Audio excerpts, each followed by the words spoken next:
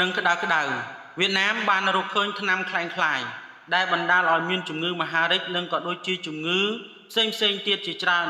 និងរហូតដល់100មុខតើបងប្អូនស្គាល់ថ្នាំទាំងអស់នេះទេបាទមានទាំងប្រភេទវីតាមីនមានទាំងប្រភេទដែលយើងញ៉ាំទៅឲ្យសនិងមានទាំងប្រភេទញ៉ាំទៅសុខភាពដល់ទារកថែមទៀតផងបងប្អូនជាទីគោរពរាប់អាននេះគឺជារឿងមួយដ៏គួរឲ្យព្រួយបារម្ភបំផុតបន្ទាប់ពីប៉ូលីសវៀតណាមអះអាងថាថ្នាំទាំងនេះត្រូវបានចែកចាយទូទាំងពិភពលោកតែម្ដងបាទមិនថាតែនៅប្រទេសវៀតណាមទេដែលបានប្រើប្រាស់ថ្នាំនេះពាក់ព័ន្ធជាមួយនឹងបញ្ហាអ្វីដែលប៉ូលីសវៀតណាមបញ្ជាក់ដែលចំនឹងធ្ងន់បំផុតនោះគឺថ្នាំទាំងនេះអាចបណ្ដាលឲ្យជំងឺមហារីកនិងបណ្ដាលឲ្យកើតជំងឺកាំងបេះដូងថែមទៀតផងហើយមានជំងឺកលៀនថែមទៀត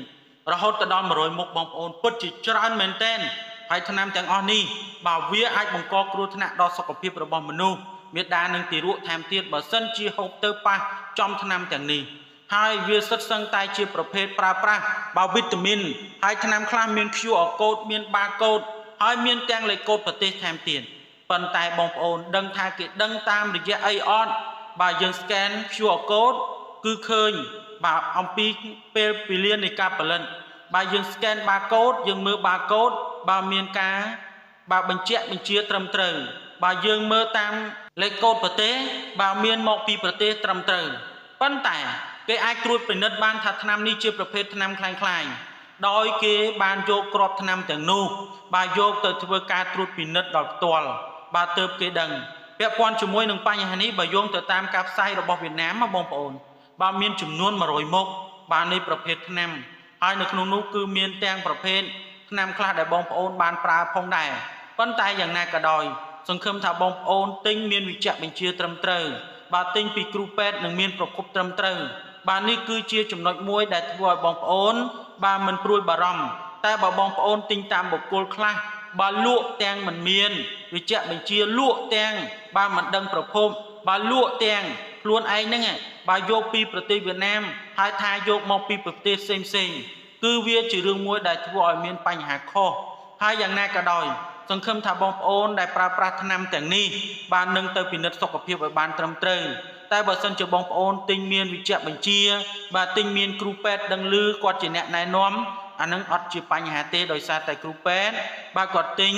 នៅពេលដែលគាត់យកមកលក់ឬមួយក៏យកមកប្រើប្រាស់គាត់សិតតាបានត្រួតពិនិត្យនឹងបានបាទកំណត់នៅដោយយកចិត្តទុកដាក់បាទអំពីកម្រិតថ្នាំទាំងនោះប៉ុន្តែឥឡូវនេះបងប្អូនហើយបើយើងដឹងហើយថាទីផ្សារលក់ថ្នាំនៅក្នុងពេលបច្ចុប្បន្ននេះបើមានទាំងថ្នាំនេះថ្នាំនោះសពគ្រប់បែបយ៉ាងទាំងអស់បើយើងមិនចង់និយាយទេកុំឲ្យប៉ះពាល់ដល់ក្រុមហ៊ុនគេប៉ុន្តែបើថ្នាំខ្លះបងប្អូនត្រូវចាំថាបើគ្មានការត្រួតពិនិត្យរបស់ក្រសួងសុខាភិបាលត្រឹមត្រូវទេបើកុំទទួលប្រើប្រាស់ឲ្យសោះបើខ្លះនឹងលក់តាមអនឡាញនឹងគ្មានប្រភពបើខ្លះទៀតលក់តែរូបភាពថ្នាំប៉ុន្តែយើងអត់ដឹងថាប្រភពមកពីណានៅពេលដែលគេនិយាយថាយកមកពីបារាំងពីអាមេរិកក៏យើងចេះតែជឿតាមគេដែរទៅបាទនៅពេលដែលយើងត្រួតពិនិត្យមើលវាមាន QR code មាន barcode ខ្លះទៀត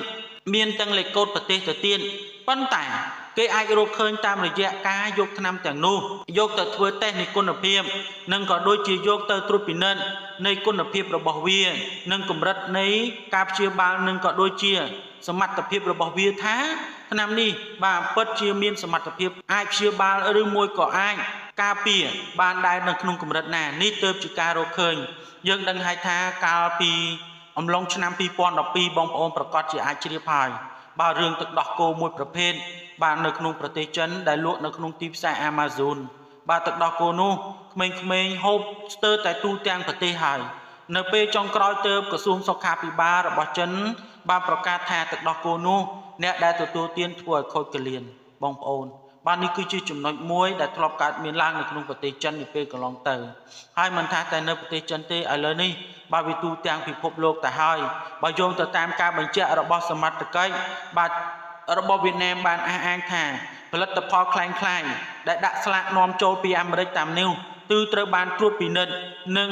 ក្រោយពេលដែលអ្នកផលិតបានយកសារធាតុលាយដោយខ្លួនឯងបើគ្មានស្តង់ដារមានការត្រួតពិនិត្យរបស់ក្រសួងសុខាភិបាលនៃប្រទេសវៀតណាមហើយផលិតផលអាហារបំប៉នថ្នាំវីតាមីនទាំងនេះបើមានគ្រប់ប្រភេទទាំងពីសម្រាប់កូនក្មេងស្ត្រីមានផ្ទៃពោះរហូតដល់មនុស្សចាស់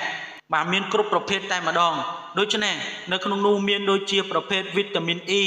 បាទគឺជាប្រភេទថ្នាំសម្រាប់ក្មេងបាទនឹងក៏ដូចជាប្រភេទ Prenatal ដែលគឺជាប្រភេទថ្នាំបាទដែលស្ត្រីមានផ្ទៃពោះគាត់ញ៉ាំហើយនឹងមានទាំង Omega 3បាទគឺជាប្រភេទថ្នាំដែលសិតសឹងតែដាក់ស្លាកនាំមកពីអាមេរិកហើយនឹងក៏ដូចជាប្រភេទថ្នាំបាទសម្រាប់ព្យាបាលជង្គង់និងក៏ដូចជាសន្លាក់ក៏សិតសឹងតែជាថ្នាំនាំមកពីអាមេរិកតាមការពិតដាក់ស្លាកនៅវៀតណាមផលិតនៅវៀតណាមសោះហើយថ្នាំទាំងនេះគឺត្រូវបានប្រជាជននៅលើពិភពលោកយកទៅប្រើប្រាស់មិនដឹងថាអ្នកណាទេដែលបានប្រើប្រាស់ហើយមានដូចជា Lovely Cast នៅក្នុងនោះមានទាំង Super Bicamil ក៏ត្រូវបានគេរកឃើញថាគឺសិតសឹងតែជារបស់កែច្នៃនៅក្នុងប្រទេសវៀតណាមបងប្អូនជាទីគោរពរាប់អានហើយថ្នាំទាំងនោះបាទខ្ញុំសូមបញ្ជាក់មានទាំងបាកូដបាទមានទាំងលេខកូដមានទាំង QR code ទៀតអញ្ចឹងមានន័យថាការបន្លំរបស់គេអាចបន្លំបានគ្រប់យ៉ាងទាំងអស់បាទមិនថាតែយ៉ាងណាយ៉ាងណីទេដូច្នេះបងប្អូនដែលធ្លាប់បានប្រើថ្នាំទាំងអស់នេះបាទសូមបងប្អូនមេត្តាទៅពិនិត្យសុខភាពចេញហើយបើថាសង្ស័យកុំប្រើឲ្យសោះបាទបើសិនជាមិនមានការណែនាំពីគ្រូពេទ្យត្រឹមត្រូវទេបាទសូមកុំប្រើណាបងប្អូនណាបាទពីព្រោះថាតាមប្រព័ន្ធអនឡាញនៅក្នុងពេលបច្ចុប្បន្នបើសិនជាគ្មានប្រភពច្បាស់លាស់បងប្អូនប្រយ័ត្នប៉ះពាល់ដល់សុខភាពបាទជាពិសេសជំងឺកាំងបេះដូងនិងជំងឺមហារីកបាទថ្នាំគឺជាអាវុធមុខពីរបើយើងប្រើត្រូវជាបើតែបើប្រើមិនត្រូវអាចបណ្ដាលឲ្យមានការប៉ះពាល់ដល់សុខភាពនិងអាយុជីវិតបាទបណ្ដាលឲ្យមានការបាត់បង់ជីវិតនៅក្នុងថ្ងៃអនាគតជាដើមបាទដូច្នេះសង្ឃឹមថាបងប្អូននៅពេលដែលឃើញសម្បកថ្នាំទាំងនេះហើយបាទបងប្អូនទៅពិនិត្យសុខភាពណាបងប្អូនណាបាទបើសិនជាអត់មានការបញ្ជាក់បញ្ជាចេញពីក្រសួងសុខាភិបាលឬមួយក៏ចេញពីគ្រូពេទ្យត្រឹមត្រូវទេគឺសូមមេត្តាបាទប្រុងប្រយ័ត្នឲ្យបានខ្ពស់បាទស្ត្រីម្នាក់មិញថ្មីនេះទើបតែយំបាទគាត់ពិសាចិត្តបាន3ខែហើយប៉ុន្តែទើបតែដឹងថាថ្នាំដែលគាត់ហូបរាល់ថ្ងៃហ្នឹងបាទគឺជាប្រភេទថ្នាំដែលបង្កគ្រោះថ្នាក់ជាពិសេសផលិតនៅវៀតណាមគ្មានគុណភាពបាទគ្មានច្បាប់អនុញ្ញាតហើយជាពិសេសផលិតដោយខ្លួនឯងទៅទៀតបាទពាក់ព័ន្ធជាមួយនឹងបញ្ហានេះបាទមានការប្រុងប្រយ័ត្នទាំងអស់គ្នាតែប៉ុណ្ណោះទើបធ្វើឲ្យយើងបាទទទួលបាននូវក្តីសុខនិងក៏ដូចជាសុវត្ថិភាពសម្រាប់សុខភាពរបស់យើងទាំងអស់គ្នាបាទដូច្នេះខ្ញុំបាទសូមអរគុណនិងសូមគោរពលា